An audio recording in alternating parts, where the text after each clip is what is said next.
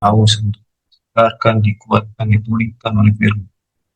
Maka berbicara anu, ya kami mau, kami selesai dalam komunitas ini, kami boleh disegarkan dan dikuatkan. Penuhi kami dengan hikmat-Mu, dan lebih daripada itu, dan kami juga roh yang penurut dan yang kami mau dalam kehidupan. Terima kasih Bapak, dalam nama Tuhan Yesus, Pak, firman. Amin. Shalom kakak-kakak semuanya, senang bisa kembali bersama kakak-kakak semua yang ada di Home Port Indonesia sekarang namanya. Ya, 5 ya. Sudah cukup lama tidak bersama. Saya malam hari ini dikasih Kak Monica, topiknya seru nih. Ya. Restart. Restart. Ini bicara tentang reset kepada setelan awal gitu ya. Ini bicara tentang bagaimana kita reset atau mengulang kembali kepada setelan awal. Kalau itu sesuatu benda atau program masih bisa enak gitu ya, karena dia sifatnya mengikuti kan program atau benda gitu ya. Jadi begitu dia di set, di setel, jadi bisa balik gitu. Tapi ada berita yang nggak sweetnya, nggak manis gitu ya.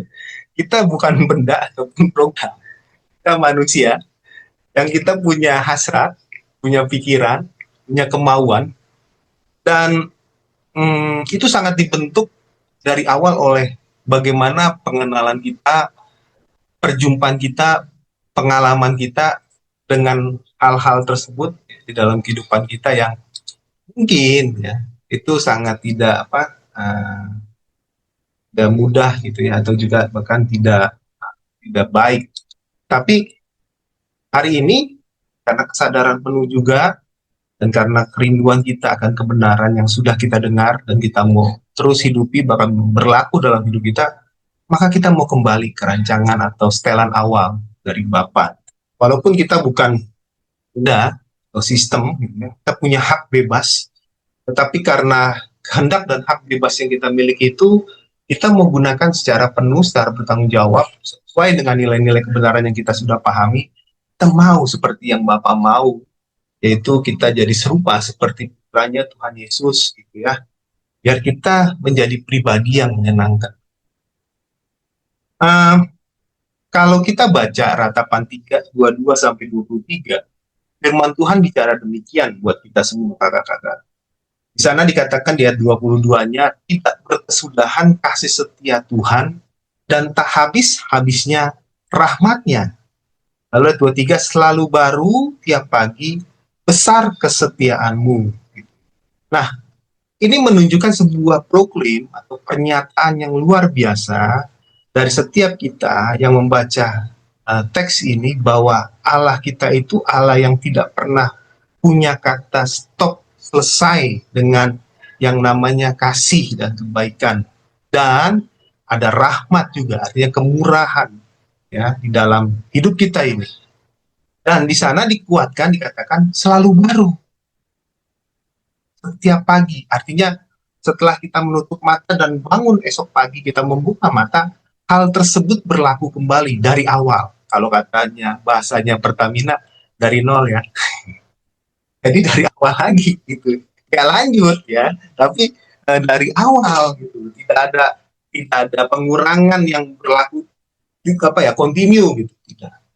Barat kalau bahasanya orang marketing kesehatan, pokoknya Pak, tiap tahun preminya balik lagi dengan nilai penuh kayak gitu. Ya, seneng. Nah, kalau kita bicara tentang kasih setia Tuhan yang tidak berkesudahan atau unfailing hesed gitu ya, dalam bahasa Ibrani-nya di sana dikatakan kasih setia itu adalah hesed ya. Itu yang berarti perjanjian yang kokoh, perjanjian yang tidak bisa berubah atau tidak bergantung dengan situasi dan kondisi. Sekarang sih kita selalu buat perjanjian ya, menikah pun ada perjanjian, bahkan ada pra pernikahan gitu ya. Jadi boleh, semuanya akan baik-baik. Tapi ingat, kalau kau tidak melakukan perjanjian pra-pranikah, maka ini nggak berlaku gitu loh. Yang akan setia baik susah, senang gitu ya, bahagia, sakit gitu ya. Setia kadang ya. Jadi kayak nikah itu udah kayak ada term and condition gitu loh, ada tembak bintang di atas gitu. Baru kalau nggak baca teliti gitu ya, wah Anda kejebak gitu. Bukan begitu ya. Jadi tidak, kasih setia di sini menggunakan kata hesed yang tidak ada jebakan-jebakan, tetapi pure, memang tidak akan pernah berubah, tidak pernah akan bergeser, dia kokoh dan dia sangat tidak tergantung situasinya. Oh, kalau si Andrinya lagi setia, Andrinya lagi baik, Andrinya lagi sehat, oke. Kalau enggak, bukan begitu. Perjanjiannya Tuhan Bapa dengan kita, Elohim Yahweh itu tidak ada term and condition. Nah, kita harus ingat bahwa kegagalan kita atau jatuhnya kita dalam situasi atau dosa tertentu itu tidak membuat Allah meninggalkan kita. Walaupun firman Tuhan berkata yang sering kali ya, bikin Tuhan bukan tidak mendengar, tapi seolah-olah kita merasa kok Tuhan nggak dengar ya. Kok telinganya nggak tajam ya dengar seruan kita? Kok tangannya nggak mampu ya untuk hadir dan menolong kita? Itu adalah karena dosa kita, tetapi bukan karena berdosaan kita lalu Allah tidak memperhatikan dan tetap setia dengan perjanjiannya. Bukan. Tetapi yang menjadi pengingat bagi kita, kenapa kita jadi terpisah karena dosa yang kita lakukan, karena memang Allah adalah kudus, sehingga dia tidak mungkin bergaul atau berada di area yang tidak kudus. Ya, ibaratnya simpel, bagi beberapa hewan, jenis hewan, main di kubangan kotoran itu bahkan sesuatu yang baik. Ya kerbau, gitu ya, babi. Gitu. Mereka harus bermain di kubangan untuk melapisi kulit mereka dari paparan matahari, dari serangga-serangga yang membuat mereka nggak nyaman. Tapi bagi hewan-hewan tertentu yang lain, bermain di kubangan itu mereka nggak suka. Karena memang jenisnya. Okay? Nah, Allah pun sama. Allah adalah pribadi yang kita suka dengan namanya kubangan, kotoran, dosa. Bukan, tapi Allah tidak memperhatikan atau peduli kepada kita waktu kita ada di kubangan. Bukan. Karena memang dia tidak suka dan tidak bisa ada di kubangan. Nah, tetapi kenapa kita jadi terpisah selain memang karena tadi jenisnya? Yang kedua adalah sama seperti kita sadar waktu kita sedang dalam keberadaan yang tidak pantas, yang tidak laik gitu ya. Maka waktu kita melihat Allah, kita pun merasa tidak nyaman atau sungkan untuk berdekatan. Jadi bukan Allah yang meninggalkan, tapi kecenderungannya adalah karena berdosaan kita. Lalu kita merasa, kita melihat diri kita tidak layak, malah jadi tanpa kita sadari, ataupun kita sadari kita melakukan perbuatan menjauh dari Allah. Itu yang membuat kita jadi terpisah.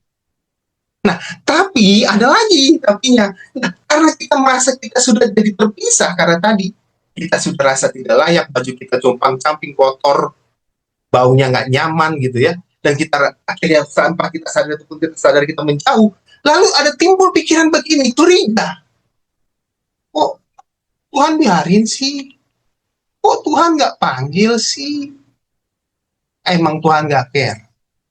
Nah ini deh, ini kesesatan berpikir yang sering kali kita pelihara, bukan karena kita berdosa lalu Allah meninggalkan, justru sebaliknya, karena keberdosaan kita jadi menjauh, hingga akhirnya pikiran kita nggak lagi dalam kontrol kebenaran, tidak dalam kontrol kekudusan. Yang masuk apa? Yang jahat, yang negatif, bisa mencurigai Allah.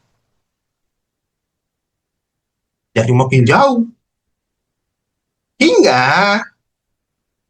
yang harusnya dilakukan oleh setiap kita orang percaya, karena kita juga masih manusia ya, walaupun ini bukan sebuah statement yang membenarkan perilaku kita, tetapi karena kita masih manusia, kita harus sadar bahwa kita akan selalu bisa jatuh dalam. Tapi karena kebenaran yang kita miliki, kita juga harus selalu ingat, dia Allah yang tetap ada di tempatnya dan menanti kita. Dia tidak pernah pergi meninggalkan kita dalam situasi apapun. Maka yang harus kita lakukan adalah apa? Kita segera membenahi diri kita, untuk kita kembali layak, rasa nyaman untuk menghampiri dia dan jadi serupa. dunianya. Memang kita nggak pernah bisa putus. Siapa kita? Orang kita manusia berdosa, tapi karena kebenaran itu bisa menggerakkan kita, membawa kita untuk hidup dan perilaku. Jadi seringkali kita enggak. Orang kita malah jadi pikiran negatif, kita menghujat diri kita, bahkan mendikam diri kita sendiri berkata, "Maaf udah apa? Orang Tuhan udah nggak mau dengar doa. Aku udah begitu pun." Coba teman-teman mungkin mengingat apa yang seringkali kita lakukan waktu kita dalam keadaan kita tidak benar. Kita makin dekat Tuhan, apa kita makin jauh Tuhan? Memang kita jauh Tuhan, karena kita rasa kita nggak. Itu adalah apa? Kesesatan berpikir. Memang bisa terjadi, bukan semata-mata karena iblis ya, tapi seringkali kita mendine diri kita lalu menyalahkan, memblame iblis. Padahal tidak. Itulah kondisi kalau kita tidak dalam proteksi kebenaran, kudus, maka pikiran ini kacau. Itu pentingnya kita harus sadar. Hari ke hari tidak boleh kita lari atau menjauh dari kebenaran. Bukan selalu saya berkata setiap hari teman-teman bawa Alkitab, waduh sombong bener, nah, bukan begitu. Tetapi setiap firman yang kita dengar, jangan berlalu jadi hanya sekedar pendengaran, tapi taruh itu dalam pikiran kita. Mulai kita siang malam renungkan itu kata Alkitab. Itu apa? Kita pelajari. Kenapa ya pendeta itu ngomongin begitu ya? Emang Alkitab itu kenapa harus bicara itu? Explore dengan apa? Rasa hati dan keinginan yang haus dan lapar akan kebenaran. Dan itu akhirnya kita hidupin. Itu definisi yang paling singkat dari merenungkan sebenarnya firman siang dan ya memang kita harus baca Alkitab, tapi bukan lalu kita membawa Alkitab setiap saat manapun. Teman pasti akan kesulitan yang punya pekerjaan, punya aktivitas, yang mau kendaraan, nggak bisa. Tapi kita selalu mendengar firman, entah di hari Minggu, entah di ibadah komsel seperti ini, maka selesai, jangan cukup selesai, tapi itu terus kita hidupi dengan hati, dengan perasaan, dengan keinginan yang haus dan lapar yang berat. Kenapa firman itu ngomong ya, nggak berkesudahan, kasih setia Tuhan. Tidak ada habis-habisnya rahmatnya. Kenapa? Emang apa? Nah, kalau itu yang terus kita hidupi, apapun keberadaan kita bisa terjadi, tapi kita tidak terpisah dari hubungan kita, kelekatan kita dengan. Kenapa?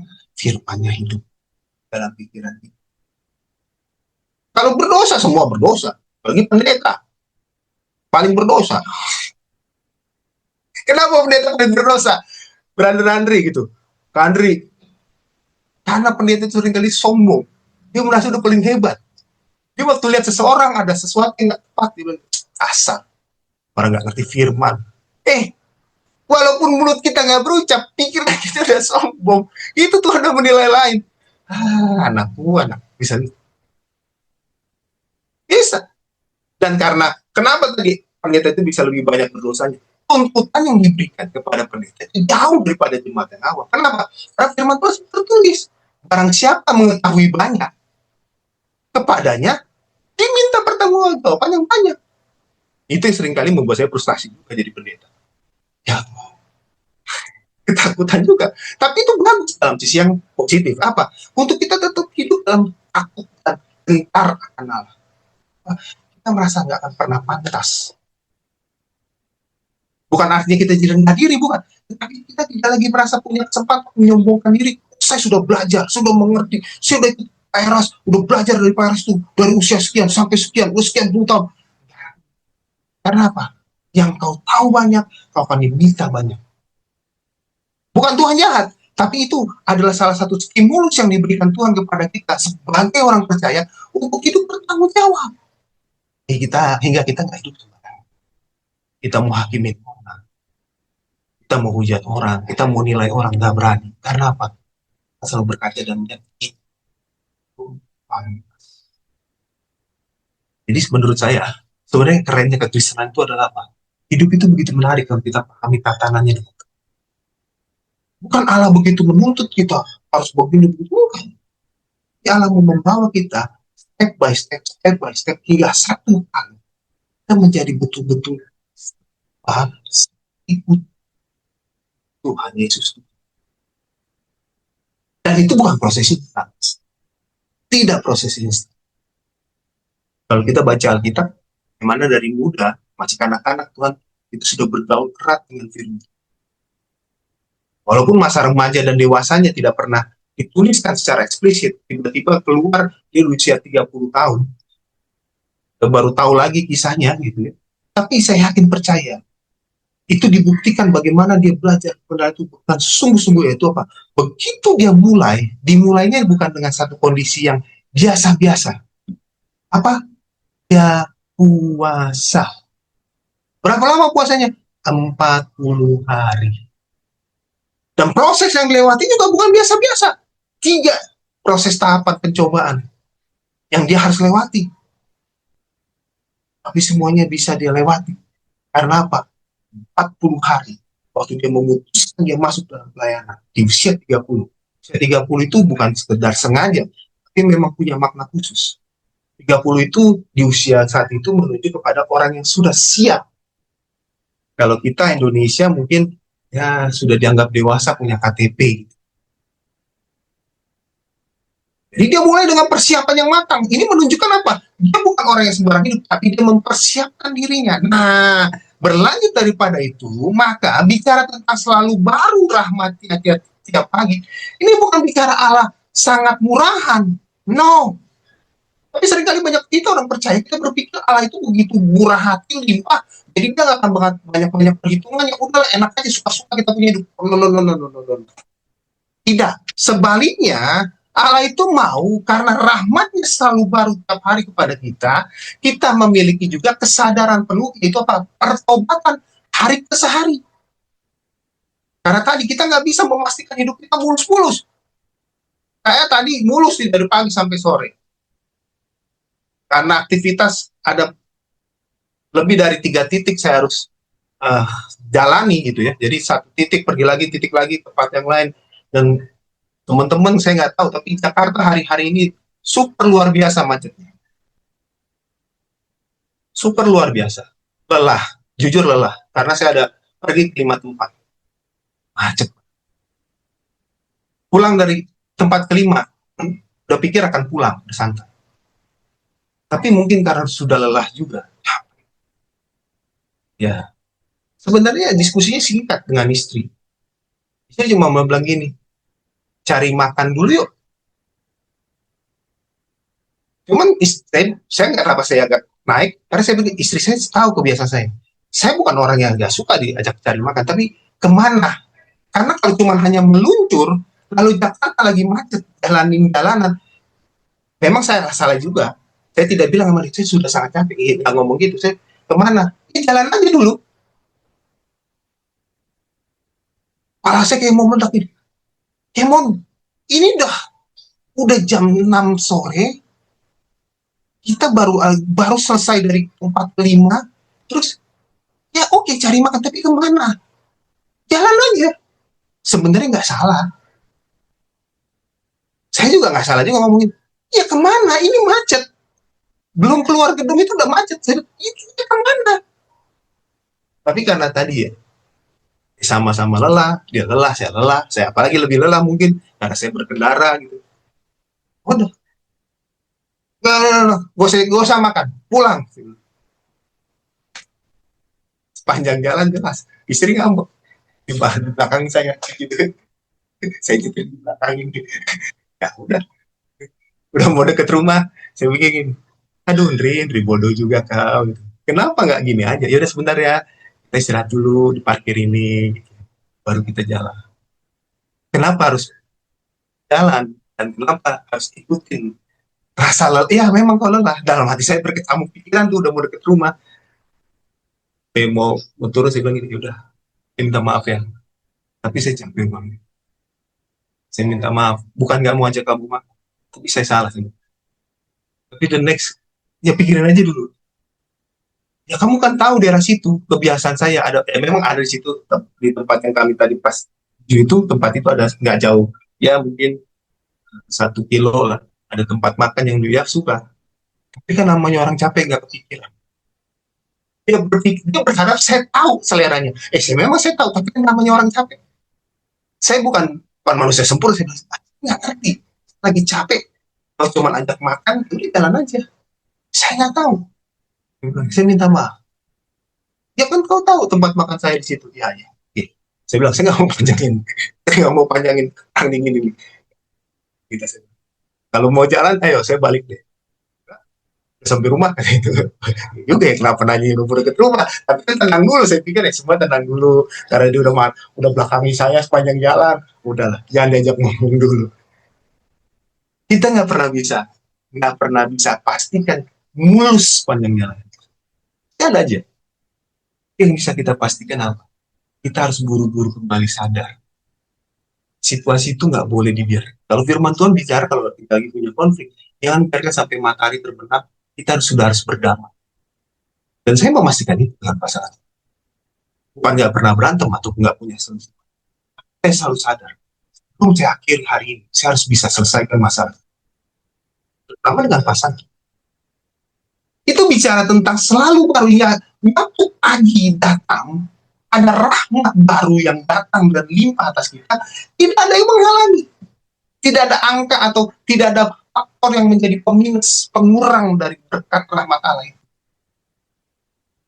Nah, seringkali kenapa kita ngerasa nggak enjoy jalan hari? Karena kita biarkan situasinya terjadi. Sesuatu yang harusnya nggak terjadi, kita enjoy karena kita berpikir, harusnya kan dia ngerti. Harusnya dia tahu. Salah dia. Tahu apa salah terbesar banyak orang percaya? Bukan tidak tahu kebenaran, tetapi seringkali yang terjadi dalam diri kita sebagai orang percaya adalah apa? Kita terlalu kuat namanya faktor pembenar. Kita membela diri kita begitu. Padahal kalau kita belajar dari sosok Tuhan kita, Tuhan Yesus, yang sulung daripada kita orang percaya, apa yang hebat? Firman Tuhan udah bilang apa? Belajar daripada aku ini lemah lembut. Didikannya lemah lembut. Dan apa lagi yang diajar sama kita? Kita disuruh ajar sama seperti dia memikul kuk. Memikul kuk itu apa sih? Menanggung beban.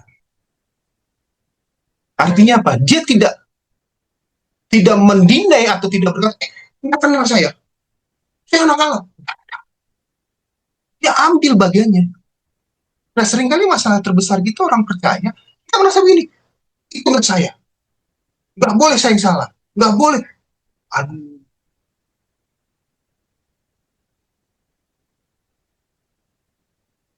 Tuhan Yesus itu pribadi yang begitu lemah lembut. Dan dia begitu terbuka. Dia nggak pernah. Ada orang mau kejar dia, mau rajam dia, bisa nggak dia marah? Ada orang Yahudi cari-cari kesalahan, bisa nggak dia? Bisa. Tapi apa yang dia lakukan? Dia nggak mau membela dirinya. Dia dihujat, dia dimaki, dia mau dirajam. Ya udah, jadi cuma minta datang kepada Bapa. Tapi seringkali kita kan enggak. Kenapa masalah kita atau kehidupan kita jadi nggak mudah? Karena kita selalu cari pembenar, mencari pembenaran diri. Padahal firman Tuhan jelas, barang siapa yang menjaga demikian rupa dirinya, dia akan kehilangan. Tapi barang siapa kehilangan karena Allah, dia akan menerima hidup. Terutama dengan pasangan, saya harus ingatin teman-teman.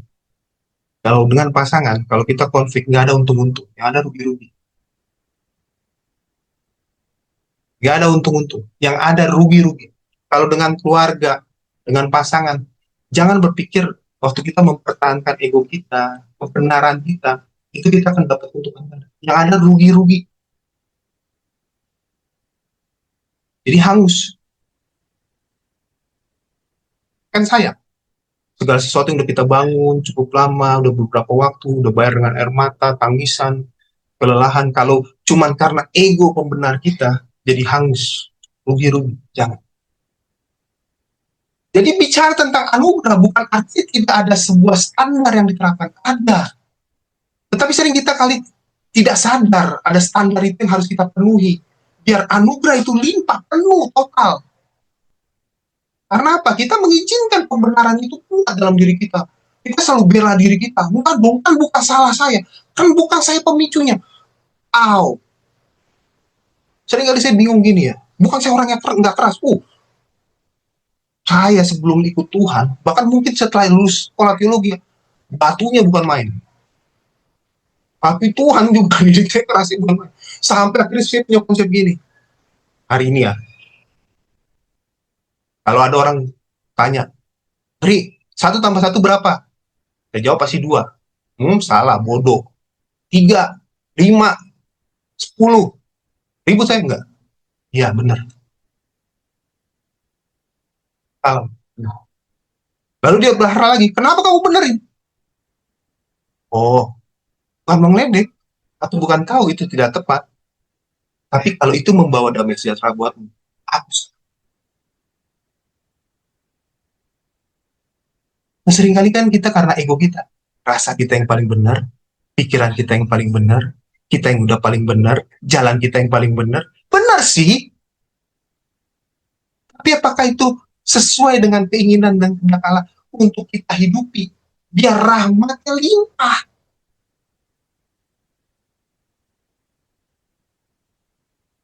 Nggak salah. Argumen itu nggak salah. Pendapat kebenaran yang kita tahu itu tidak salah. Tapi saya teringat sebuah pernyataan di Alkitab. Segala sesuatu itu boleh dimakan. Nggak ada yang najis. Karena yang najis itu apa? Yang keluar. Itu kata Alkitab.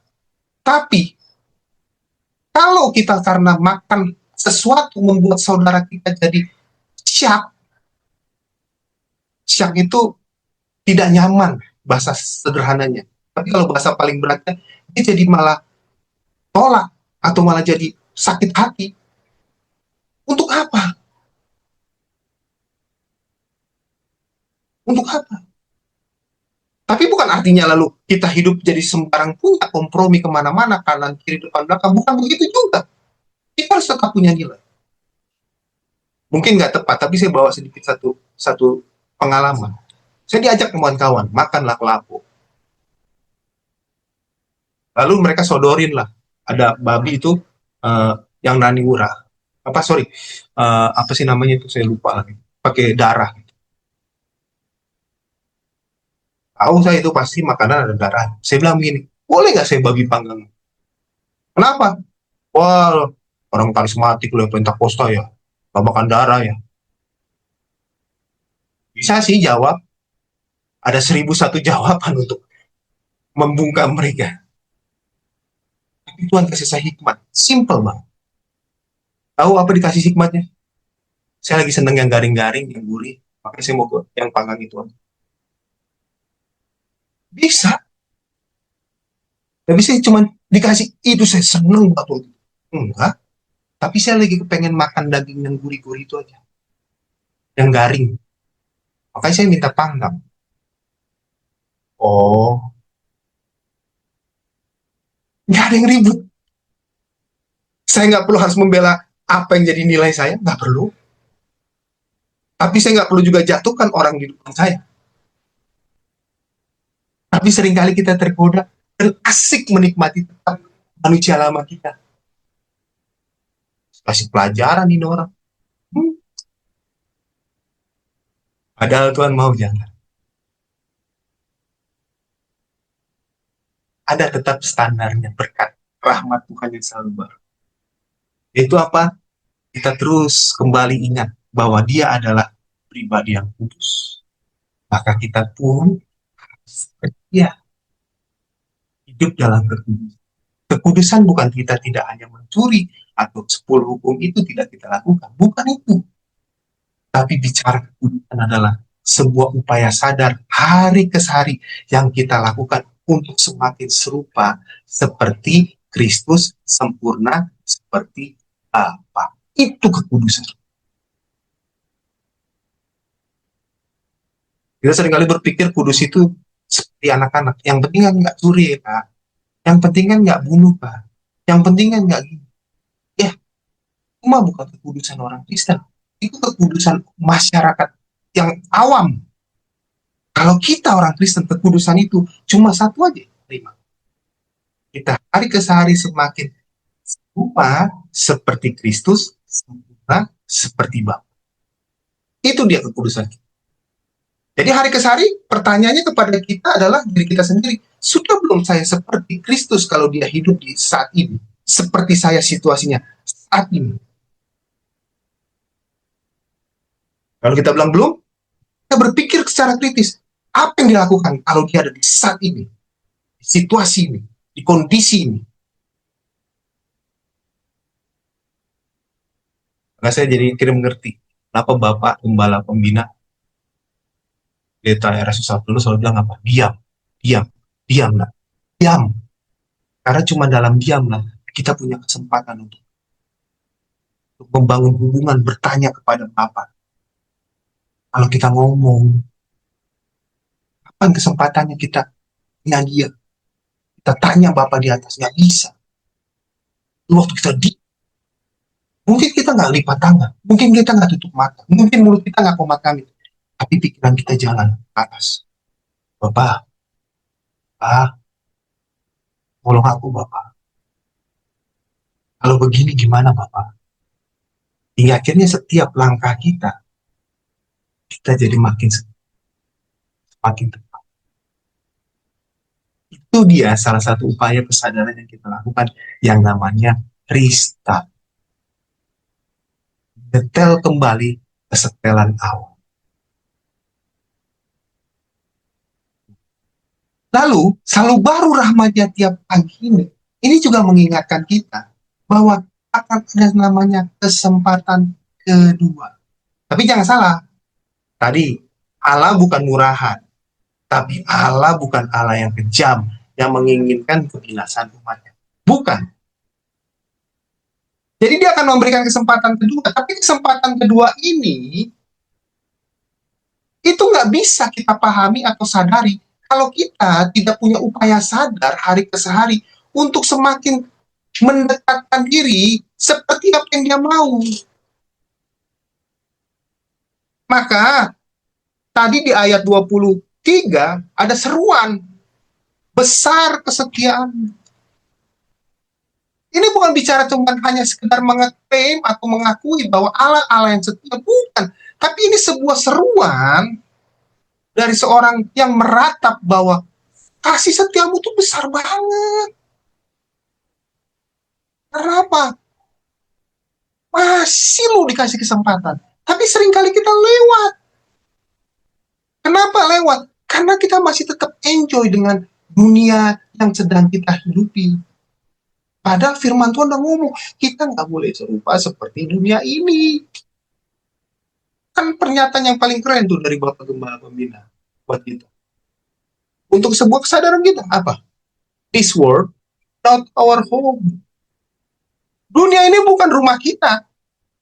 Itu bukan cuma sekedar kuat yang keren banget. Tapi itu sebuah nilai yang harusnya kita hidupin. Karena dunia ini bukan rumah kita nggak boleh mencintai, menyukai, bahkan menjadi serupa seperti dunia ini. Nggak boleh. Bukan saya nggak bilang teman-teman tidak makan, tidak mis. Ada yang pernah kritik saya setelah saya ngomong gini. Kak Andri nggak fair ngomongnya. Kak Andri masih pakai baju. Bajunya masih ada modelnya. Sepatunya juga masih begini. Ininya begini. Masih pakai kacamata. Bukan nggak serupa dengan dunia lalu kita jadi orang aneh. Bukan. Tetapi nggak boleh segala sesuatu yang melekat kepada diri kita itu jadi identitas kita. Itu yang nggak boleh. Maksudnya apa tuh? Nih, baju saya warna biru begini nih modelnya. Lalu kalau seandainya satu kali baju saya yang ini nggak ada, lalu saya nggak pakaian, atau saya jadi begini, pergi ke tempat ini udah robek, cari lagi baju yang seperti ini. Karena kalau nggak baju ini nggak mau. Enggak. Kita kenal kalau Bapak suka ngomong gini, asal ada makan, ada minum, cukup. Itu namanya kita tidak mencintai dan tidak serupa dengan dunia. Makan di restoran mewah, ayo. Pinggir jalan, bersikat.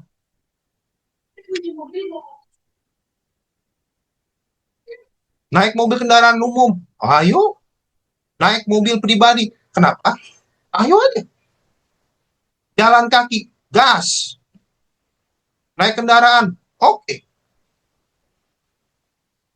Itu maksudnya. Tidak ada satupun yang kita sukai lebih. Karena apa? Kita tahu ada tidak ada, itu bukan yang utama. Utama apa? Hubungan kita, kebersamaan kita dengan. Sekali lagi ya, restart ini memang penting kita lakukan. Karena mungkin jalan kita udah terlalu jauh, tindakan kita udah terlalu menyimpang. Tapi nggak mungkin restart ini kita lakukan kalau kita nggak tahu mana sih yang benar itu. Orang sering ledekin kita, aneh kalian, bener-bener bener. Emang mau mati? Belum juga mati, belum kiamat. Saya bilang gini, bukan aneh. Tapi kalau kita tidak secara sadar, mengupayakan secara aktif, hidup yang serupa seperti Bapak mau, yaitu seperti serupa putranya yang kudus, ya kapan kita bisa sadar? Memang harus kita mengupayakan. Teman-teman kalau baca tentang Nabi Nuh, sebelum badai apa, air yang limpah dari langit itu turun, semua yang dilakukan oleh dia itu aneh. Nggak ada di zamannya. Bukan orang nggak pernah bangun kapal. Sampai sekarang tuh orang banyak yang bangun kapal. Tapi nggak mungkin bangun kapal itu di atas. Lingkungan tuh nggak mungkin. Yang ada di pesisir pantai. Bahkan dicari di mana banyak genangan air hingga nanti bisa dilarung ke laut gampang. Kan yang dilakukan dia aneh. Dicari gunung yang paling tinggi. Udah gitu, bangun kapalnya nggak nanggung-nanggung. Ada ukurannya sekian ratus hasta, tingginya sekian ratus hasta, dibagi 3 lantai. Orang banyak yang bangun kapal. Sampai sekarang juga ada banyak kapal gede-gede. Kapal-kapal pesiar itu, yang gede-gede terus. Tapi zaman itu nggak ada. Ya kapal secukupnya. Paling ada tempat geladak untuk naruh tangkapan ikan. Itu paling gede. Ini yang dibangunnya ajaib. Bayangin teman-teman pergi naik ke atas gunung, ya, dari teman-teman, terus tiba-tiba ada yang lagi bangun kapal. Kapal pesiar lagi yang dibangunin. Buset. Tingkat, gede, lebar. Coba apa yang kita ngomong? Ih, ajaibnya orang. Bahasa lain dari apa? Gila. Gitu kan. Itu nggak aneh. Saya nggak bisa nyalain orang-orang di zaman itu, sekitarnya. Ini nggak bisa. Emang tidak pasti. Sampai sekarang itu sama. Tapi coba bayangin. Kalau dia memang tidak mengupayakan secara sadar mengikuti apa yang diperintahkan Bapa Elohim Yahweh, adakah yang selamat? Selamatkah dia dengan keluarganya? Tidak. Sama dengan kondisi kita hari ini. Kenapa memang kita jadi berbeda? Karena ada upaya sadar yang kita lakukan untuk menghidupi apa yang diperintahkan Bapa Elohim. Cuma satu pesan saya buat teman-teman. Tahan seperti itu bertahan. Setia. Dan selalu pesan Bapak buat kita semua. Jangan pernah curi. Dia nggak pernah curiga. Dia nggak berkata begini, jangan-jangan aku mau dipermalukan. Dia nggak bertanya begini, ini beneran nggak sih? Bohong ya Bapak? Enggak. Tidak ada kecurigaan. Tapi sering kali kenapa kita kalah? Kita terlalu banyak curiga. Baru mulai. Yakin nih, kau sertai. Baru ada masalah. Katanya disertai. Kok begini? Baru kehilangan.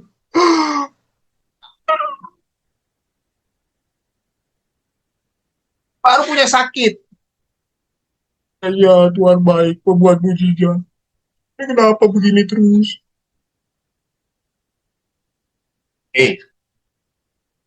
Belajar. Dari siapa? Muridnya Tuhan. Siapa muridnya Tuhan? Yang sakit-sakitan terus dan gak dibikin sembuh. Siapa? Ada yang tahu? Ada yang tahu? Ayo, siapa? Muridnya Tuhan, Tuhan Yesus. Banyak mujizat dia bikin, tapi dia punya sakit. Kalimat yang paling keren yang diucapkan apa? Dalam lemahku lah nampak kuasamu. Tahu? Hah? Apa yuk? Ntar cari ya. Saya nggak tahu, tapi saya kamu kasih tahu. Dia teman-teman tahu. Artinya apa? Dia tidak pernah curiga. Kita baru jalanin proses sedikit aja. Waduh, udah hujat alam gitu luar biasa. Ngeri kan? Ngeri. Jadi malam ini teman-teman, satu saya mau ajak kita sih. Yuk, kalau sadari apa yang terjadi itu bukan karena kebetulan. Memang dia yang menyeting. Biar apa? Biar kita kembali ke rencana semua. Jadi tidak satu kebetulan kalau Yeremia bilang, besar kesetiaanmu Bapak. Karena dia tahu, karena begitu besar kesetiaan Tuhan, maka kita diberikan kesempatan kedua, Bapak, merestart kembali. Ayo, geser. Jangan tunggu nanti. Kita nggak tahu kapan air bahnya, badainya, air matanya itu luar tumpah, luar biasa dari langit. Tapi yang tetap dilakukan adalah diikutin plannya. Hingga waktu airnya tumpah, kata firman Tuhan, tingkap-tingkap langit itu semuanya terbuka. Nggak ada yang disimpan, nggak ada yang ditutup. Mereka semua selamat. Jadi kenapa kita harus memang beralih, lari dari dunia ini, warna dunia ini. Karena memang harus kita memaksa. Untuk apa? Mempersiapkan waktunya Tuhan dalam hidup kita. Memang ada yang tahu kapan Tuhan datang. Saya sendiri juga nggak tahu. Tapi saya percaya firman-Nya aja dan amin.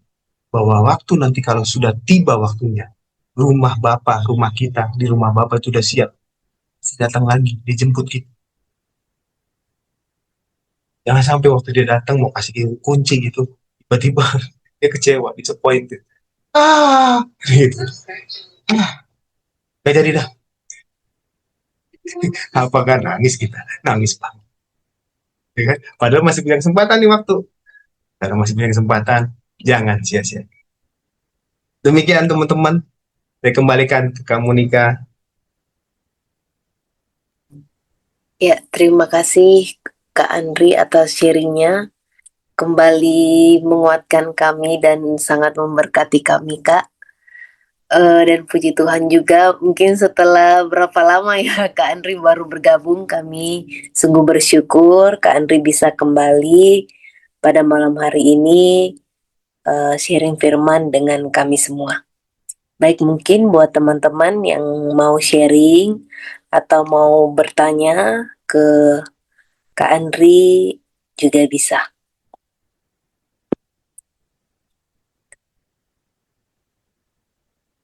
Mungkin sambil menunggu teman-teman yang lain menyiapkan pertanyaan ataupun sharing, mungkin dari aku dulu ya kali Kak. Aku mau bertanya, seperti yang, jadi apa yang tadi Kak Andri sharingkan tuh betul-betul kayak ya aku temui sehari-hari gitu. Contohnya yang kayak Kak Andri bilang 1+1 kita bilang 2. Ya kan 1+1 secara logically emang 2 kan di dunia ini. Tapi ada orang, dan ini seringkali aku bikin perumpamaan Kak ke entah ke orang tua atau ke apa. Kenapa ya mah? Kayak logically misalkan aku bilang 5+5 10, tapi ada orang yang bilang 13, 15. Jadi yang mana yang benar gitu loh. Jadi aku tuh kadang Kak persis dengan yang Kak Andri bilang gitu. Kita taunya satu tambah satu sama dengan dua, tapi ada orang yang bilang tiga, ada yang orang bilang lima. Itu kan seringkali membuat aku atau kita emosi gitu kan. Lah, kan dua, kenapa dia bilang tiga? Dan begitu orang tidak bilang dua, kita jadi berpikir, jadi yang benar yang mana? Jadinya aku kadang bukannya juga mau emosi, tapi kayak kehilangan jati diri bukan, tapi kayak jadi kehilangan patokan gitu. Jadi dua apa tiga apa lima nih? Saking orang nggak ngikutin apa yang kita pikir itu benar. Itu sih Kak dari aku. Terus yang kedua Kak yang aku mau tanyain, seperti yang Kakak bilang tadi bahwa kita mengikut Tuhan seperti Nuh membangun sesuai dengan apa yang Tuhan katakan. Dan seringkali aku mendengar dari orang-orang itu bahwa kita itu kalau misalkan yang Tuhan percayakan kepada kita itu tidak harus besar, yang kecil pun kita jalanin nggak harus besar gitu. Kalau Tuhan percayakan hal kecil, nah tapi ketika Tuhan mempercayakan hal besar Kak, kebalikannya gitu, dan kita menganggap wah nggak mampu nih Tuhan, aku udah ibarat karet nih, udah paling ujung nih, terus kayak Tuhan tarik lagi gitu, kayak aduh Tuhan nggak kuat, aku mampunya kerjanya cuma sampai sini Tuhan gitu, terus Tuhan tarik lagi kan gitu. Aku kadang bingung gitu, ini pekerjaan besar yang datang apakah memang karena mau aku atau karena mau Tuhan. Jangan sampai karena aku yang mengejarnya itu, giliran aku dapat ternyata terlalu susah Tuhan, ternyata akunya memang yang ngejar dari awal Kak gitu. Itu sih Kak, jadi aku kadang bingung aja apakah memang pekerjaan, karena rasanya soalnya udah nggak mampu gitu. Jadi aku pikir apakah karena memang ini sesuatu yang aku cari-cari atau memang Tuhan izinkan. Maksudnya kalau Tuhan nggak izinkan, aku boleh nggak mengundurkan diri aja gitu maksudnya. Ya Tuhan, sudahlah aku mungkin cukup sampai di sini Tuhan, aku nggak mampu lagi. Gitu ya. Terima kasih Kak. Maaf kepanjangan pertanyaannya Kak. Tapi itu pertanyaan yang betul, yang memang kita hadapi jadi orang percaya. Tadi kan yang pertama ya, kok jadi kita yang aneh? Kan benar dua, satu tambah satu dua. Oh enggak, tiga. Tapi jangan kaget. Alkitab udah ingetin kita bahwa hari-hari terakhir itu begitu rupanya luar biasa, begitu jahat. Jahat itu bukan hanya perilaku tindakan yang menyakiti ya, tapi jahat itu adalah membawa kebenaran itu jadi tidak lagi benar. Itu jahat. Ini memang dunia yang lagi kita hidupi hari ini. Ini dunia yang lagi berlaku. Tapi tadi, kalau kita nggak kuat dalam kebenaran, kita jadi ikut. Ah, nggak bisa. Semuanya jawabnya tiga, lima, nggak dua, salah. Tuh, karena apa? Harusnya. Karena kita nggak kuat. Ada yang keren. Teman-teman tahu kan ikan salmon. Ikan salmon itu, dia tiap hari adalah bergerak. Dan dia bergerak bukan di arus ringan, arus berat, arus yang kenceng. Melawan arus. Walaupun nanti karena kelelahan atau karena perjalanan yang panjang itu dia jadi mati, tapi dia harus kembali ke titiknya di mana dia berasal. Ikan yang hidupnya akan mati, tapi dia akan kembali ke tempatnya, ke jalurnya, walaupun arusnya begitu luar biasa menderu mereka, enggak, dia lawan. Itu ikan loh. Terus kita, saya nggak bilang kita ikan, tapi kita ini manusia yang memang tahu kemana nanti akhir kita, bukan cuma sekedar mati. Kita ke rumah Bapak. Terus kok kita nggak berani hidup melawan arus? Takut kita, takut kehilangan teman, takut kehilangan lingkungan, takut kehilangan pergaulan, takut kehilangan pengakuan. Nggak, nggak boleh. Dan itu nggak boleh berlaku begitu. Karena apa? Kebenaran yang kita sudah pahami, yang sudah kita tahu, begitu mahal. Mahal loh teman-teman. Ya, kalau teman-teman mau tahu, kan media hari ini kan luar biasa. Search gereja, cari 10 gereja berbeda. Cari 10 gereja berbeda. Bahkan cari dari paling tidak 3 atau 4 dominasi gereja yang berbeda. Sinode yang berbeda. Lalu dengarkanlah gereja-gereja itu. Apa yang umumnya diajarkan oleh gereja-gereja itu? Ini hasil penelitian nih. Rata-rata mereka cuma ngajarin apa? Prosperity, wealth, kekayaan, kemakmuran, kebangkitan daging. Yang sifatnya hari ini ada besok hilang. Standarnya dunia. Hampir tidak ada. Kalau ada pasti minoritas. Yang benar-benar ngajarin bagaimana nanti pulang ke rumah Bapak. Artinya apa? Begitu mahal pengajaran kebenaran yang kita sudah terima. Terus kita mau gitu aja, jadi lemah. Sedih. Sedih. Sedih. Sedih teman-teman. Tapi tadi, kalau kita nggak memang menguatkan nilai kita, kebenaran yang kita pahami, pasti kita hilang. Karena ini dunia hari ini jahat. Ini dunia hari ini. Bukan dibunuh kita, bukan ditusuk, bukan. Tapi dibuat kita jadi tidak tahu lagi mana itu benar, mana itu kebenaran, mana itu yang memang yang harusnya kita hidupin.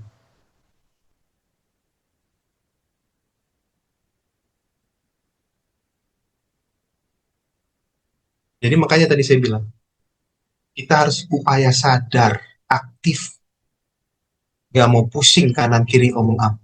Tapi kita tahu kemana kita tuju. Sama sepertinya. Dia tahu apa yang sedang dia kerjakan. Itu yang pertama tadi kamu. Yang kedua, kalau nggak salah tadi apa tuh Kak? Bicara soal apa? Eh, pekerjaannya, kepercayaannya, nilai kita, nilai kepercayaan kita. Itu tadi, kenapa bisa begitu ya? Karena kan di dunia ya hari ini. Waktu kita seandainya biasa-biasa, tenang, orang sekitar kita ngomong gini, ah, kayak nggak ada rohnya, ah, nggak punya pergaulan yang erat ya dengan Tuhan, nggak punya ambisi. Kita kerja semangat segala macam, orang ngomongin apa? Ambis, ambis tuh orang tuh. Hmm, ya dilihat bos. Ini dunia tuh udah kebalik-kebalik. Akhirnya kita merasa begini, Tuhan, bisa nggak ya? Inikah Tuhan? Itukah Tuhan? Saya pun seringkali, kakak-kakak, kamu nikah. Sama, seringkali saya merasa, ini nggak ya Tuhan? Sampai beberapa hari ini saya kalau lagi merenung gitu, berdoa habis yes, tapi nggak boleh dicontoh ya. Kan saya kan memang diam merenungi gitu ya. Tapi bukan tidur ya, bukan. Merenung gitu. Itu kadang malu sendiri. Kalau pas lagi ngerenung gitu ya. Ih, saya ngomong sama diri saya sendiri nih, tapi bukan gila ya, bukan. Tapi saya gini, ih, Dri, lu mau malu-maluin lu, Dri? Itu ya, lagi merenung dalam diri. Masih gitu aja lu sebenarnya kemarin, kenapa lu? Kok harusnya begini, memang begini. Malu saya. Tapi kenapa itu bisa terjadi? Karena memang dunia kita hari ini nilainya begitu begitu jahat. Kita dibuat memang jadi nggak confidence, nggak percaya diri. Kita mau lakukan A, lalu semua menghujat kita, menghujam kita. Lalu jadi kita, salah nih. Kita nggak lakukan B, semua juga menghujam kita. Salah nih. Sampai akhirnya kita mencari pembenarannya jadi yang mana ya? Oh, ini sini konfirmasi. Oke, oke. Oh, yang ini. Oh, sebenarnya yang mana kita? Dunia ini nilainya atau Tuhan? Nah, tapi tahu gak kunci saya bisa dapat apa? Fokusnya begini ya, bukan hanya kita tertutup pada satu hal semata, itu standar. Di fokus itu kita mampu melihat titik terang di tengah gelapnya lingkungan sekitar. Kayak teman-teman kalau pergi ke terowongan atau masuk, kenapa teman-teman percaya tetap masuk itu terowongan dan gak gentar? Kenapa? udah tahu di ujung sana ada ujung jalan. Tapi yang kita lakukan bukan selain tahu apa, kita buru-buru lihat ke depan, lihat ada titiknya, inti percaya itu. Artinya apa? Walaupun belum terlihat, sudah ada ngomong apa, pasti disertai. Gak mudah. Bisa kita dapat dengan apa? Pengalaman kita dengan Tuhan dan juga apa yang kita lalui. Ya. Saya baru baru bisa memahami itu hari-hari ini. Oh, semuanya gelap di sekitar saya nggak mau pusing. Sama Tuhan udah ngomong sama saya. Kasih saya pengertian, pemahaman. Dan saya disanggupkan untuk memulai. Kami nggak peduli.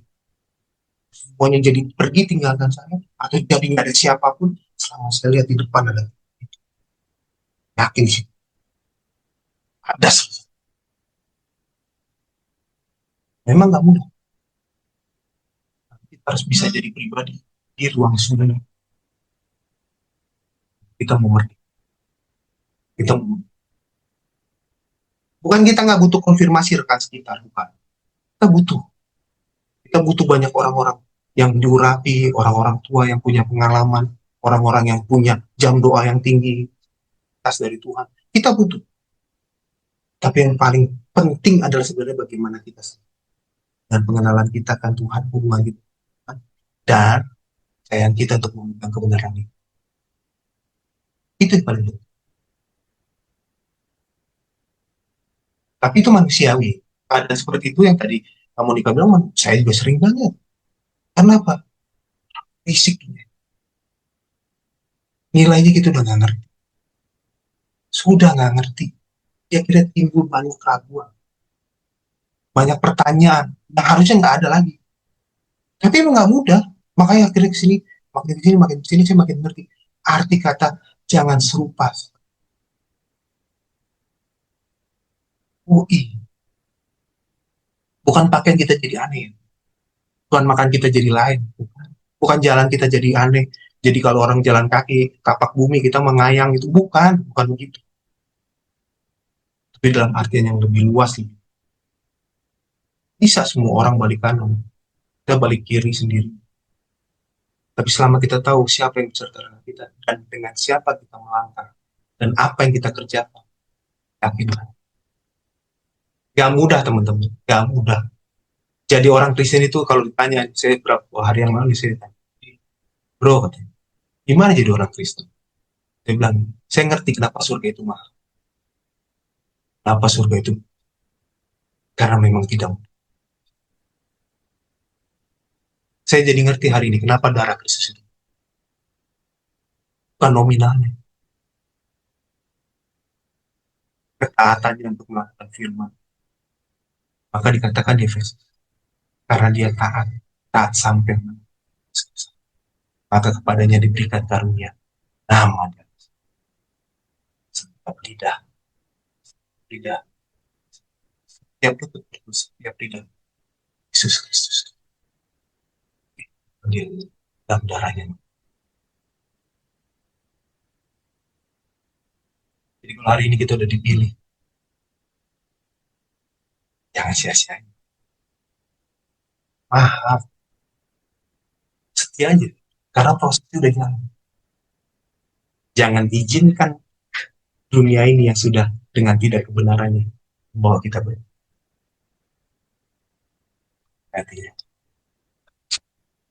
Saya kembalikan ke kamu. Terima kasih Kak untuk sharingnya, sangat memberkati saya pribadi. Baik, mungkin untuk teman-teman lain ada yang mau sharing atau mau bertanya, silakan. Ini lumayan apa ya, kayak daging semua gitu. Banyak banget poin-poin yang aku rasa kita tangkap gitu, dan mungkin ada rema-rema juga dari Tuhan ya, begitu Kak Andri eh memberitakan firman gitu. Dalam arti kayak Tuhan ada kayak kayak tusuk-tusuk gitu. Oh ya, itu. Saya rasa pasti kita diingatkan banyak hal dari firman Tuhan yang disampaikan oleh Kak Andri pada malam hari ini. Mungkin ada yang mau berbagi, sharing atau bertanya, dipersilakan.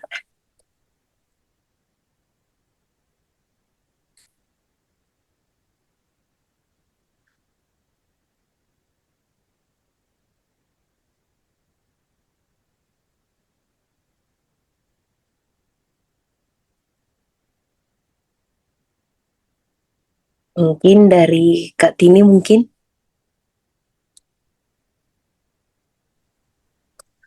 Selamat malam, Kak. Selamat malam Eh, Kak Tini. ini aku mau tanya kayak gini ya, Kak ya. Kita itu kan sering kayaknya, maksudnya dalam berkomunikasi gitu ya. Contoh misal membahas sesuatu gitu atau apa ya. Kadang kan ada perbedaan pendapat gitu kan. Hmm. Eh, Betul. Terus perbedaan pendapat itu kadang kita kalau udah sering, contohnya sama keluarga, sama suami gitu atau sama anak kan kita tahu itu ya. Ntar kalau beda-beda kayak gini ujung-ujungnya kayak gini gede gitu Ribut. kan, maksudnya udah kebiasaan gitu kan. Tapi maksudnya kita tahu itu salah gitu, kita kan nggak mungkin kalau berdebat itu langsung kita bilang harus gini gini gini gini nih. Anak-anak kan nggak mungkin terima, atau suami atau orang orang lain itu nggak mungkin terima langsung apa yang benar gitu kalau menurut pandangan kita gitu kan.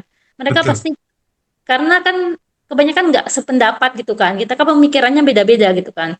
Jadi kadang aku itu kayak gini ya, kayaknya mau ngomong terbetengker gitu kan, enggak ngomong salah gitu kan, kayak maju salah mundur salah gitu ya kak.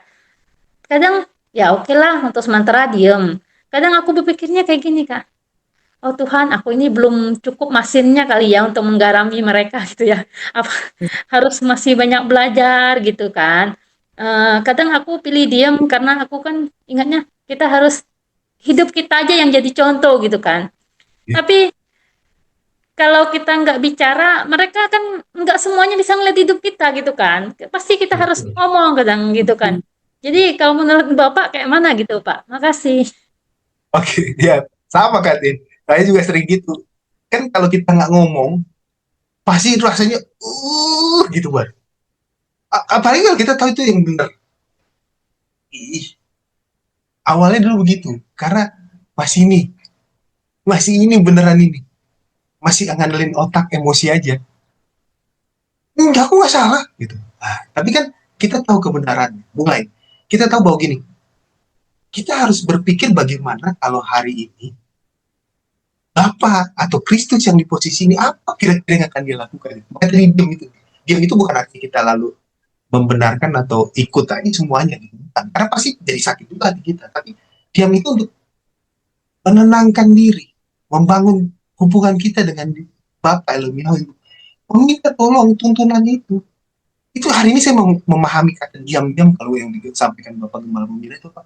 Gak usah banyak ngomong, karena kalau waktu ngomong kita nggak jadi punya kesempatan untuk bangun hubungan dengan Bapak. Maka waktu kita diam kita ngomong gini, kalau kira-kira Tuhan Yesus yang di sini nih, dia bikin apa ya? Nah, tapi kan kita nggak bisa bikin atau mengerti apa yang dilakukan Kristus kalau kita nggak pernah punya pengenalan akan kebenaran itu. Makanya tadi kita tetap harus membaca Alkitab, merenungkan Alkitab, dan terus taruh di sini. Kenapa ya kok waktu Tuhan Yesus dia mau dijebak sama ahli-ahli Taurat, kok dia nggak marah ya? Kan kita bertanya terus tuh, sambil kita renungin, kenapa ya? Kenapa ya Tuhan ya? Kok nggak marah sih? Terus jadi kalau kok saya nggak boleh marah kah? Atau bagaimana kalau saya mau menunjukkan, jangan salah Tuhan Yesus marah loh. Sebenarnya dia berkali-kali dia marah. Tapi kenapa dia tidak berdosa? Tidak didapati satu kesalahan dari apa yang diucapkan dibuat. Maka gimana nih kalau contoh kasus kayak contoh pertanyaan tadi? Maka kalau seandainya sama, saya kalau kita mau diskusi saya sama istri saya bilang begini dulu sama dia, kita ini suami istri ya, tahu kan? Gak mungkin saya nggak sayang sama kamu kan? Kamu juga sayang kan sama saya, ya kan? Betul kan? Nah, kita kan mau nih, kita belajar yang baru, kita dapat sesuatu yang baru, yang mungkin selama ini kita pahami tapi kurang tepat. Nah, maka apa yang saya lakukan? Kalau saya mau beritahu sesuatu kepada istri saya atau sebaliknya, yang kami lakukan pertama-tama apa? Kami mengumpulkan dulu informasinya. Kan tadi makanya fungsinya dia. Jadi saya kumpulin dulu.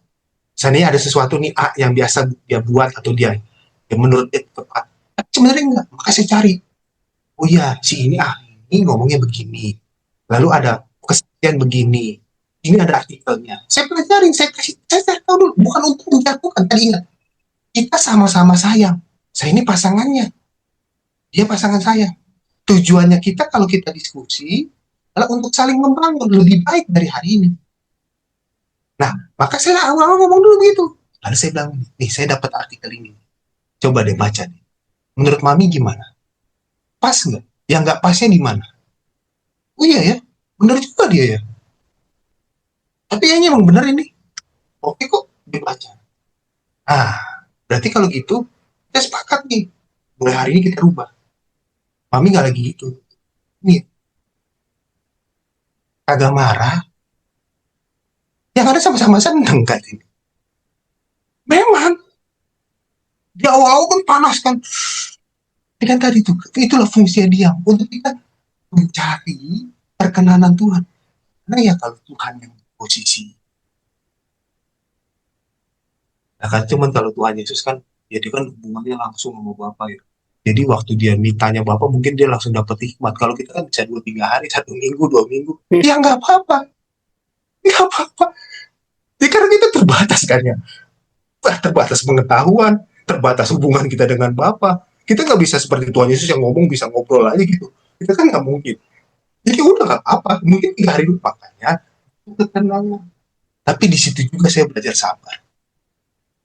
Serius. Wah aslinya mas saya, ya temperamen. Ya Batak mana ada sih yang bisa sabar-sabar, stabil. Enggak, naik turun. Wow. Tapi sekarang istri saya ini beberapa waktu udah lama sering kali begini. Kita nggak pernah berantem sih. Saya bingung ngapain kita berantem. Tapi nggak seru katanya. Kan katanya berantem itu bumbu-bumbu pernikahan.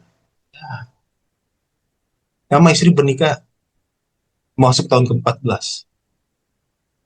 Bukan nggak ada perselisihan, bukan nggak ada perbedaan. Oh jauh. Dia Cina Jawa, saya Batak.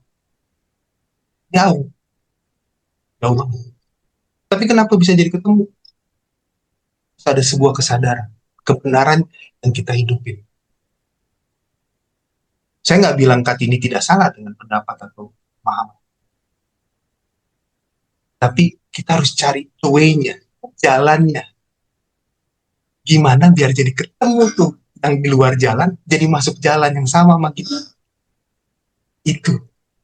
Nah, itulah menurut saya seninya hidup jadi orang percaya. Itu seninya. Kalau dibilang Kristen itu apa sih? Kristen itu sebenarnya sebuah ejekan. Ejekan apa? Orang yang hidupnya aneh, berbeda dari banyak orang di zamannya. Orang saat itu di Antioquia, pelit-pelit, egoisme, egosentris. Hidupnya masing-masing aja. Cari aman masing-masing. Tapi ada kelompok yang aneh. Selalu punya persekutuan, saling berbagi, saling menopang, saling kunjungan, saling mendoakan. Seni. Emang gitu. Kalau orang di luar rumah tangganya, ya udah. Yang penting kebenaran, sampein. Kan kita nggak boleh tutup-tutup. Ya. Nggak salah. Tapi kan tadi sempat saya singgung. Kalau Tuhan mau nggak sih saya jatuhin mereka? Mereka kasih mati lu ya. Yang makan darah lu ya. Bisa sih. 4-5 hal saya terangin soal darah. Tapi saya kasih Tuhan ikut begini. Enggak. Saya mau makan yang gurih-gurih, garing itu. Makanya saya minta panggang. Oh. Tapi begitu saya dapat, waduh saya bersyukur sama Tuhan. Makasih Tuhan. Makasih Tuhan. Nah semenjak dari situ tuh, saya jalan begitu tuh. Saya coba jalan itu. Saya coba jalan. Kalau bisa, nggak perlu kita atau meninggikan diri kita.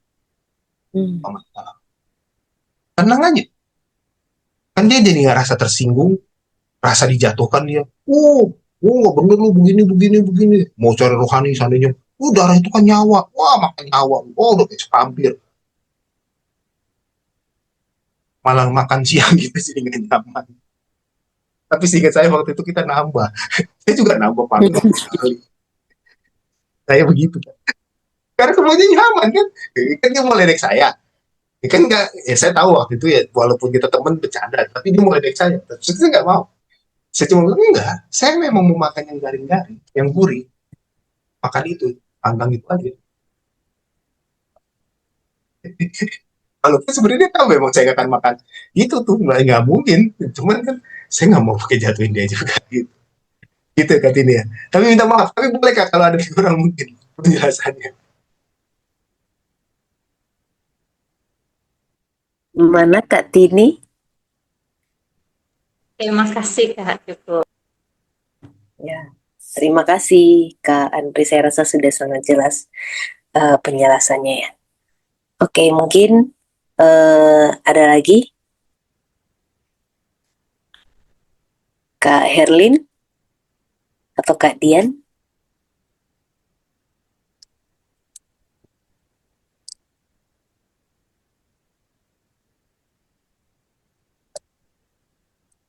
Atau Kak Ayu? Shalom Kak, selamat malam. Halo Kak Yu. Tadi yang yang ini Kak, yang kegagalan kita itu tidak membuat Allah meninggalkan kita. Itu aku pernah mengalami satu kegagalan ya, yang itu nggak pernah aku bayangkan. Jadi waktu itu benar-benar di titik terendah gitu Kak ya. Nah, jadi waktu itu aku tidak sedewasa hari ini gitu, dan umurnya juga masih muda gitu Kak. Aku sempat tanya, kenapa ya terjadi sama aku gitu ya? Kok aku yang di antara semua aku yang mengalami gitu kan? Kenapa begitu sampai begitu? Terus setelah melewati itu, kejadiannya udah 8 tahun yang lalu ya. Emang bener Kak, Tuhan itu nggak pernah meninggalin aku sedetik pun. Sampai hari ini aku di tempat pekerjaan juga banyak tantangan gitu ya. Banyak di pekerjaan yang banyak gitu, tapi Tuhan tuh nggak pernah meninggalkan kita gitu. Aku inget satu lagu Peres yang pertolonganmu tak membuatku malu itu Kak. Terus kan aku kan udah umur 28 gitu ya. Biasa orang nggak ada tanya aku gitu kan, kapan nih nikah, kapan punya pacar gitu kan. Terus aku bilang, kok tahun ini banyak banget yang ngomong kan. Terus aku sharing ke mama, aku kan ada, kalau sambil kerja aku denger balik wanita surgawi yang Pak Era sampaikan itu kayak bener-bener menguatkan. Misalnya menerima keadaan. Terus ada gini, aku bisa hidup tanpa siapa-siapa kecuali tanpa Tuhan. Aku bilang ke mama, aku bilang, Ma, kalau aku seandainya aku gak menikah gitu ya, tapi kalau Tuhan suruh aku menikah, aku menikah. Kalau enggak apa-apa. Tuhanlah suamiku, Tuhanlah kekasihku. Selama ini yang nemenin aku sedih, aku tertekan, aku dijahatin gitu kan, aku sakit, nggak berdaya, aku di rumah sakit. Siapa yang nemenin aku? Bahkan bukan mungkin ya, maksudnya sampai aku pulang menutup mata tetap Tuhanlah kekasih abadiku gitu kan. Jadi terus aku punya temen gitu ya, udah lama nggak ketemu gitu. Temen aku tuh cowok gitu kan. Dia sama ibunya, tapi bukan ibunya sih, kayak yang ngasuh dia dari kecil gitu. Nah, aku tahu maksud ibunya ini, dia kan lebih deket sama ibu pengasuhnya ketimbang mamanya. Dia berkali-kali tanya aku di depan temenku gitu kan, dia bilang, kamu udah punya pacar belum? Udah punya pacar belum gitu kan?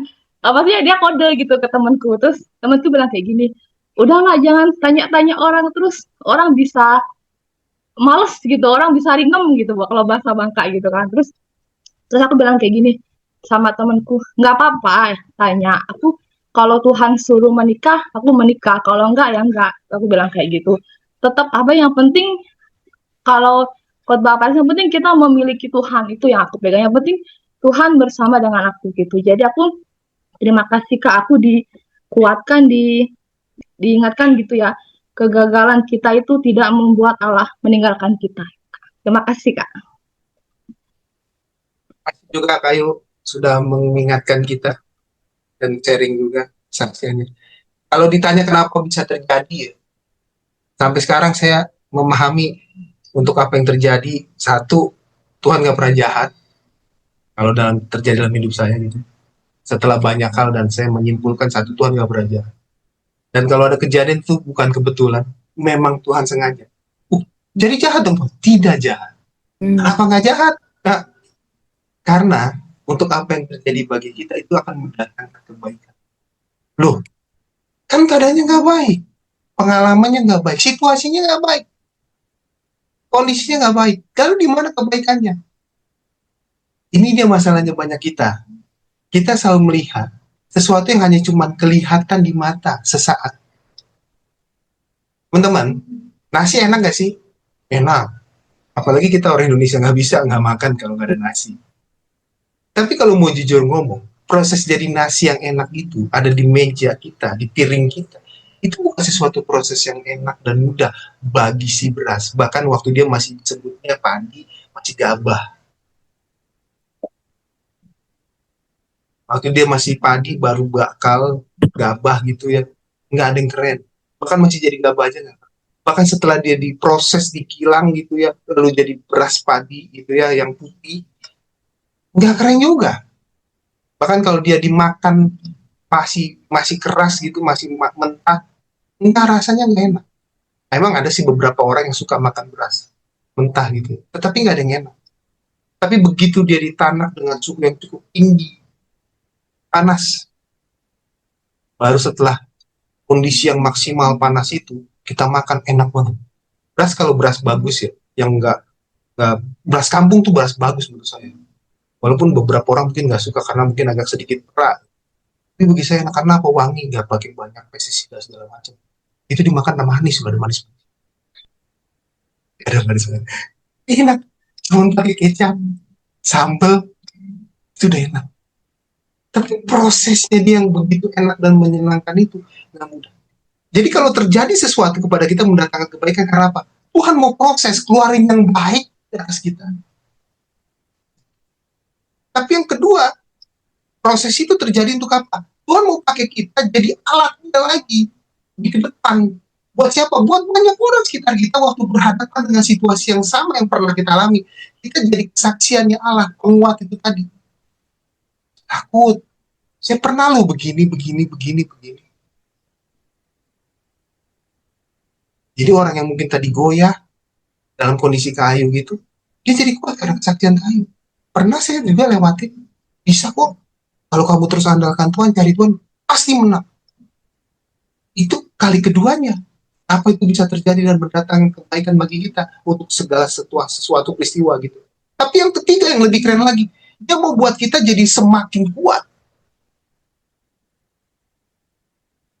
Hingga kita nggak akan jadi pribadi yang sama sebelum dan sesudah kebenaran itu menghidupi atau hidup di dalam kita. Memang prosesnya nggak mudah. Tapi bukan tidak kita bisa lewat. Jadi bersyukur untuk semua hal yang bisa kita lewati. Dan semua yang bisa kita alami. Pahit, getir, duka, air mata, kita sangat harus bersyukur. Karena semua mendatangkan kebaikan. Kalau cuma tertawa, itu biasa aja. Tapi dari keadaan terpuruk, jam, berminggu, bulan, bertahun, akhirnya kita bisa lihat ke belakang. Tahu ya, akhirnya Tuhan menolong aku dan membangun. Wah, itu rasanya beda. Kayu pasti tahu, beda. Itu yang tadi dijadikan kita smart. Nah, yang terakhir kan dari kayu bilang, sekarang nih banyak yang nanya, Kak, udah belum punya pacar. Senang dengar itu juga. Tapi pesan saya cuma satu, bukan tampangnya, bukan gagahnya, bukan uangnya. Nah, tapi yang Iya. harus kalian cari dan lihat adalah bagaimana takutnya dia. Hmm. Tampang itu bisa Iya, makin iya. tua orang ya itu habis. Berapa sih Hmm. kegagalan? Hmm. Uangnya juga bisa. Tapi kalau dia takut, firman Tuhan bilang bisa saja. Fisik kita itu semakin tua. Roh, Hmm. wah, apa? Kenalan akan Tuhan yang makin carinya gitu. Bisa mungkin hari ini dia juga biasa-biasa. Hmm. Dia cari Tuhan. Kalau orang kerja 6-8 jam, dia cari Tuhan 24 jam. Kayak gitu cari. Hmm. Tapi bukan orang cari Tuhan ada di mana, kamar, lagi ngapain di kamar, ngapain berenung, bukan males, nggak salah juga. Jangan salah juga, ya. Enggak, orang cari Tuhan bukan males, orang cari Tuhan dia pasti sangat rajin, tapi hari keseharian yang diutamakan adalah bagaimana dia berkenan dalam pekerjaan. Itu yang cari. Boleh tampangnya kurang, yang penting jangan kurang-kurang banget. Kalau saya gini, yang penting kalau diajak kondangan masih asik lah, gitu loh. Iya dong, kan kalau diajak kondangan masih asik, kan? Ya udah, karena kalau mau cari yang tampang banget nanti, hati loh. Sekarang yang terlalu tampan, yang terlalu maco, itu sukanya nggak main lawan jenis sekarang. Sorry. Ini susah juga. Cari yang penting ya masih asik lah dia. Diajak jalan, diajak kondangan, asik gitu ya. Ya udah, jangan cari yang six pack. Kalau six pack berat ya. Karena yang six packnya sukanya main six pack juga. Jadinya bingung kan kita. Lu kan gitu ya. Kalau bersaing dengan yang sama kayu masih bisa mengimbangi. Tapi kalau bersaing dengan yang ganteng kan bingung. Ya, jadi cari yang benar, yang takut Tuhan. Jangan mau dengan rayuan dan bibir manis, Iya. perilaku manis. Itu tipuan. Kalau kata Amsal mengingatkan bagi kita, jangan cari yang hanya cuma berhiaskan kepang-kepang. Cari bagaimana dia nata hatinya, ya. Bagaimana dia mencari kenanan Tuhan. Benar. Itu aja sih. Iya, Kak. Ayo, semoga dapat yang Iya. baik, yang sayang sama kalian. Amin. Benar. Terima kasih, Kak. Terima kasih banyak. Ya, Kak. Terima kasih Kak Ayu sharingnya, dan juga terima kasih buat Kak Andri. Apa ada teman-teman lain lagi yang mau sharing atau yang mau bertanya?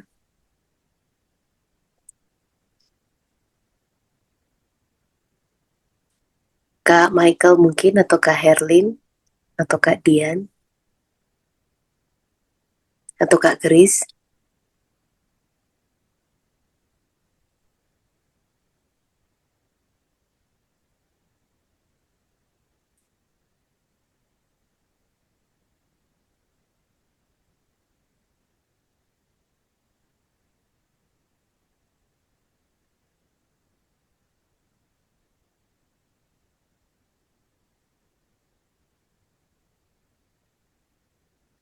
Atau Kak Enrico mungkin ada mau bertanya atau sharing, Kak?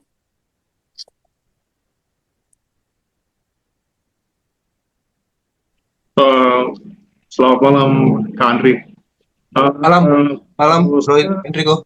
saya sebenarnya nggak ada pertanyaan sih, Kak. Cuma tadi yang Kak Andri bilang kalau segala yang melekat dari diri kita tuh tidak boleh menjadi identitas tuh kayak menegur saya untuk menjadi lebih baik lagi. Itu sih, Kak, dari saya. Makasih, Kak. Mantap, semangat terus.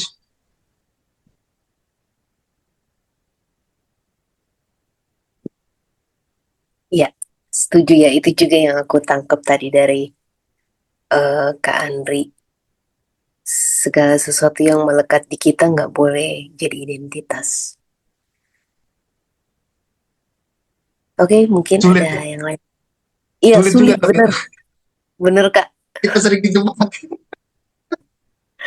Kayak Awalnya merasa kalau nggak itu kayaknya belum puas atau kayak gitu. kurang bernilai. Kalau ada itu rasa lebih bernilai dan segala macam. Tapi harus mati itu. Mm-mm.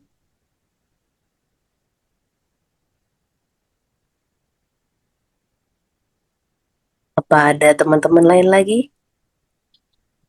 Kayaknya udah capek hari ini. Daging semua ya, Kak, ya, soalnya ini. Udah capek. Daging semua. Atau mungkin eh apakah ada kayak apa sharing gitu tentang yang tadi melekat gitu ya, Kak? Karena sebenarnya aku juga tadi mau nanyain itu, cuman mungkin ada teman lain yang ini, maksudnya kan kadang kita tuh ya aku baru terengahnya tadi waktu Kak Andris bilang kayak gitu bahwa eh apa yang kita pakai itu tidak boleh menjadi identitas gitu. Nah, itu gimana tuh Kak caranya? Karena kan kita hidup di dunia ini yang apa ya, mungkin secara kita alam bawah sadar ya, kayak itu kayak menyatu gitu dengan diri kita. Nah itu gimana tuh Kak caranya? Atau mungkin Kakak punya eh apa pengalaman tersendiri untuk supaya kita tuh bisa belajar untuk tidak melekat gitu. Kalau kata orang psikologi kan juga gitu ya Kak ya. Aku tuh suka ngikutin yang sesuatu yang berbau kesehatan mental, Aji Ya, Santoso Putro, psikologis ya, walaupun mungkin beliau muslim ya Kak, tapi aku tuh suka gitu. Bahkan beliau ya. mengajarkan tidak boleh ada satupun yang melekat. Aku bilang, aduh ajarannya Bapak banget nih. Jadi kan sebenarnya yang melekat itu sering kali kita berpikir hanya cuma simple, hanya brand. Tapi sejatinya brand itu tercipta karena kita menaruh standar. Nah, kenapa kita menaruh standar kok salah? Bukankah kita harus memang hidup punya standar? Betul, memang hidup harus punya standar. Tapi standarnya nggak boleh berbeda, nggak boleh jadi menyimpang. Artinya gini, kalau kita mau pakai baju, boleh nggak pakai baju yang bagus? Harus. Karena juga kita tetap dinilai dari penampilan, looknya kita. Tetapi jangan terjebak dengan standar bagus itu adalah tertentu. Oh kalau mereknya H&M, oh kalau mereknya apa gitu. Ini baru baju bagus. Kalau ini nggak bagus. Bagus itu bukan merek, tapi bagus secara kualitas. Ini yang sering kita terdistorsi. Jadi hilang pemahaman kita. Bagus jadi merek. Hingga kalau tidak dengan merek tertentu atau brand tertentu, nggak bagus. Padahal kan bukan. Bagus itu adalah kualitas. Nah, jadi kita waktu mencari sesuatu, taruhlah standar yang memang berkualitas, bukan yang bermerek. Nah, karena tadi branding itu begitu luar biasa, akhirnya kita jadi tergeser dari kata kualitas jadi merek, jadi brand. Padahal belum tentu. Saya pernah nih, tapi ya nggak tahu ya, mungkin juga karena faktor keadaan kali ya, jadi akhirnya tersadar. Pergilah ke satu tempat, kebetulan diajak sama temen. Lalu dia bilang di sini deh, dia bilang gitu. Ada satu kemeja laki ya. Wah, saya bilang ah enggak lah. Saya bilang saya masih jauh tuh. Oh, saya nggak punya duit. Pun sepersepuluhnya aja saya nggak mau keluarin duit. Karena mahal sekali. Jadi sepuluhnya juga masih mahal. Enggak, saya nggak segitu sih. Yang penting baju saya rapi, itu aja nggak oke. Enggak sini deh dia bilang itu. Samperin dia. Dia bilang ini, coba deh pegang baju ini. Saya bilang ini dibayar, suruh dibayar sepersepuluhnya saya nggak mau beli. Kenapa? Dia bilang gitu. Ini bahan tipis banget. Ringkih. Coba lu tarik. Robek ya bayar. Enggak, ntar aku ganti. Enggak. Tapi ini, ya kita kan orang gerak aktif. Geraknya jelek kali. Rek. Tapi karena, kenapa dia dijual mahal? Brand. Dan ajaib ya, banyak yang pakai. Kasian. Tapi ada banyak orang yang mengizinkan itu terus. Ada dalam dirinya hingga akhirnya yang mengontrol dia bukan kualitas tapi brand. Minum harus ini, Equil. Enggak salah, sorry, bukan salah Equil ya. Saya juga kalau lagi seandainya lagi apa simposium seminar dikasih Equil ya minum aja. Tapi suruh beli Equil, 25.000.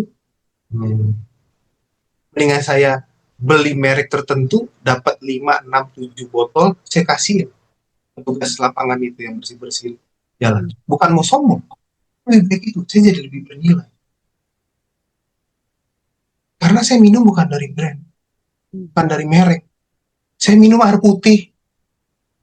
Itu, cuman air putihnya ya yang baik. Jangan ada bau, jangan ada rasa lain. Yang kualitas kan itu standarnya. Bukan mereknya. Ada orang tertentu, ya tapi kembali ya. Tapi bagi saya kita harus bisa dia terikat dengan apa yang melekat dalam diri. Ada loh, saya nggak bisa mandi kalau nggak pakai air. Hah? Aku air mandi? Iya. Oh Tuhan Yesus. Ya, itu hak dia punya duit, nggak minta sama saya. Terus dia bilang ini, kenapa ya? Ya, bagi banyak orang bahkan Aqua itu pun sangat mewah. Sangat mewah. Tapi dia hanya cuman, nggak salah sih kalau dia ada haknya dia juga, tapi kan, come on, masa sih? Kan kita tahu, sebagai orang percaya nilai kita, walaupun kita diberkati itu betul, suka-suka kita, tapi nggak gitu dong, Tuhan mau kita jadi berkat. Saya yakin setiap hal yang ada diberikan Tuhan buat kita, dia mau kita pakai untuk memuliakan dia. Kalau saya sih itu hanya bisa kalau kita tahu apa sih yang sedang kita. Kalau saya selalu saya mau yang baik. Saya taruh standar saya, tapi bukan jadi bergeser kata makna standar. Karena hari ini kita bicara standar, oh sepatu ini, oh kalau baju ini, celana ini, jam ini, kacamata ini, parfum ini. Bukan nggak boleh, sangat boleh. Tapi kalau tidak, jangan jadi salah. Lalu mengupayakan akhirnya caranya salah. Kenapa orang banyak hidup dalam hutang? Karena dia menaruh standar yang salah.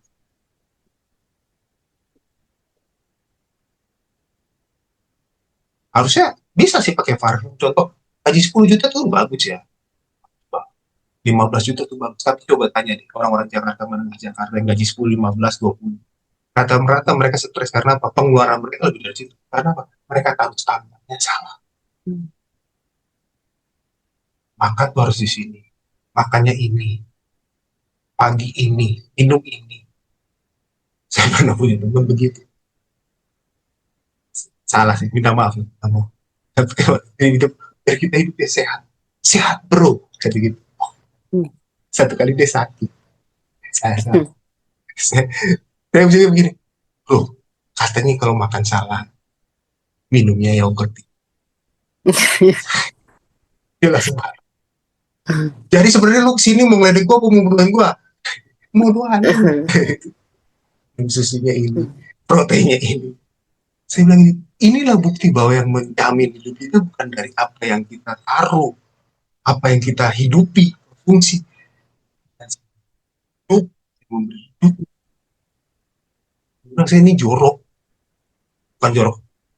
Maaf ya, definisinya kalau standar orang bilang saya kalau makan itu kan sembarang pinggir jalan masih makan bakwan abang.